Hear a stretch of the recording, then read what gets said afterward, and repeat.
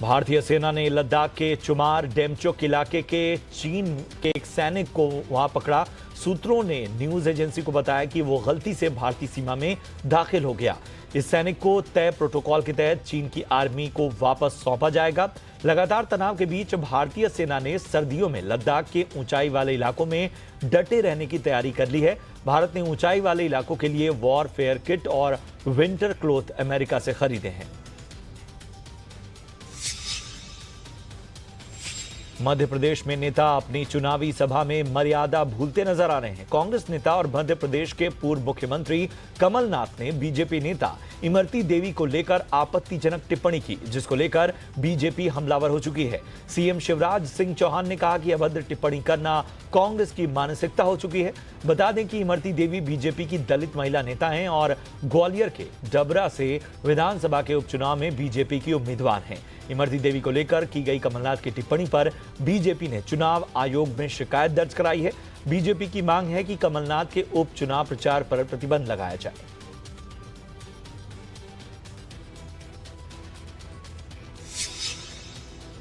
प्रदेश के पूर्व मुख्यमंत्री श्री कमलनाथ जी के द्वारा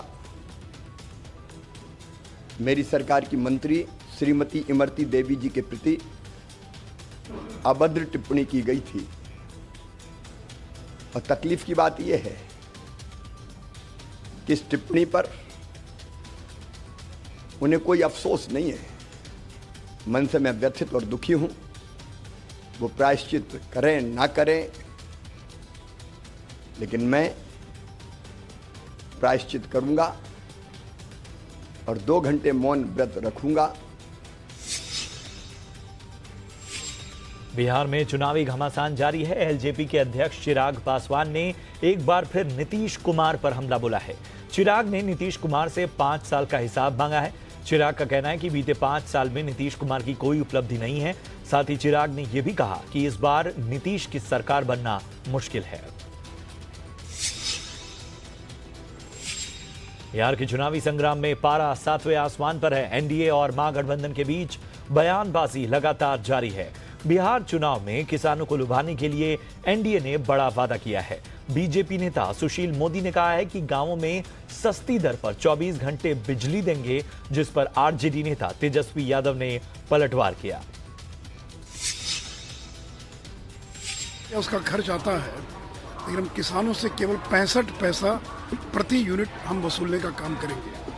और इसके आगे एक और लक्ष्य हम लोगों ने तय किया है कि सोलर पंप लगाएंगे खेतों पर, ताकि हमारे जो अन्नदाता हैं वो ऊर्जादाता बन सके।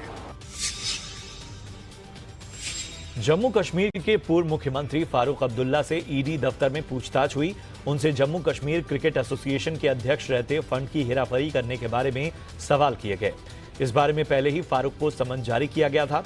ईडी के मुताबिक फारूक 2002 से 2011 तक जम्मू कश्मीर क्रिकेट एसोसिएशन के अध्यक्ष थे। इस दौरान बीसीसीआई की ओर से कश्मीर में क्रिकेट के प्रमोशन के लिए जारी फंड में से 43 करोड़ रुपए निकाल लिए गए थे। कोरोना के घटते मामलों के बीच सरकार की ओर से गठित एक कमेटी ने दावा किया है कि फरवरी तक देश में कोरोना खत्म हो जाएगा। रिपोर्ट में कहा गया है कि 17 सितंबर को कोरोना अपने चरम पर था, यानी देश में कोरोना का पीक 17 सितंबर को बना था। रिपोर्ट के अनुसार अगले साल फरवरी के आखिर तक कुल मामलों की संख्या 1 करोड़ 6 लाख हो सकती है। तब तक कोरोना की रफ्तार न के बराबर होगी। रिपोर्ट के मुताबिक फरवरी तक इसमें 26 लाख मामले और जुड़ेंगे। साइंस एंड टेक्नोलॉजी मिनिस्ट्री ने यह पैनल बनाया था। इसमें देश के नामी संस्थान आईआईटीज, आईएससीज बेंगलुरु, आईएसआई कोलकाता और सीएमसी वेल्लोर के साइंटिस्ट शामिल थे। हालांकि रिपोर्ट में चेतावनी भी दी गई है कि अगर कोई भी लापरवाही होती है तो सारे अनुमान फेल हो सकते हैं। कोरोना संकट के मोर्चे पर थोड़ी राहत की खबर है। बीते 24 घंटे में 55,000 नए केस सामने आए हैं।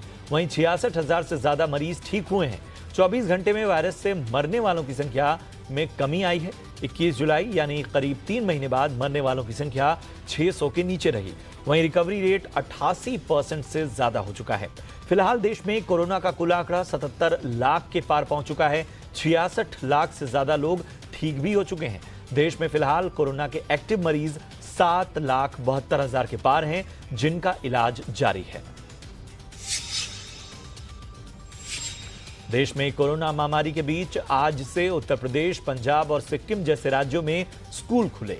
6 महीने से ज्यादा समय बीतने के बाद आज से 9वीं क्लास से लेकर 12वीं के छात्रों के लिए स्कूल खोले गए, जिसके लिए अभिभावकों की अनुमति को जरूरी रखा गया।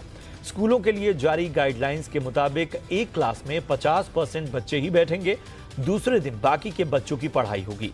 2 स्टूडेंट्स के बीच 6 फीट की दूरी अनिवार्य होगी। क्लासरूम में मास्क उतारने की इजाजत नहीं होगी।